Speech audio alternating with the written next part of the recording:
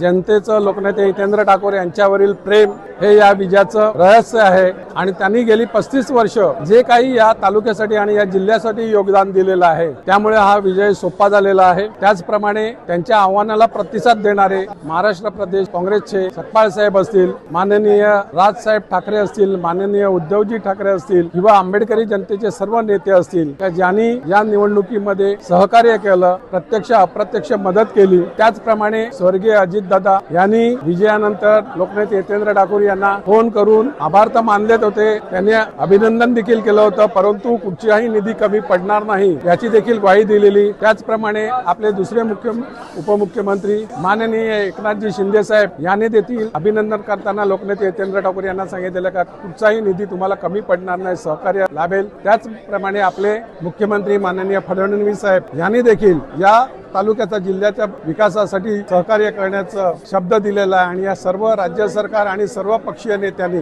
आपल्या या वसई तालुक्यावर कृपादृष्टी ठेवून लोकनेते हितेंद्र ठाकूर यांना शब्द दिलेला आहे। गेली 35 वर्ष त्यांचं असलेलं अन्य पक्षाशी सहकार्य आणि उदार मत कुठच्याही आमिषाला बळी न पडता सर्वांना, ज्या सर्व पक्षीय लोकांना, सर्व सरकारांना ते आजपर्यंत मदत करत आलेली आहे, त्यामुळे त्याचं 35 वर्षातलं हे फळ आहे। या आपल्याला वसईच्या विकासासाठी, पालघर जिल्ह्याच्या विकासासाठी सर्वांचं सहकार्य मिळणार आहे आणि हेच लोकनेते हितेंद्र ठाकूर, युवा आमदार क्षितिज ठाकूर यांचं खरं म्हणजे ही मेहनत फळाला आलेली आहे।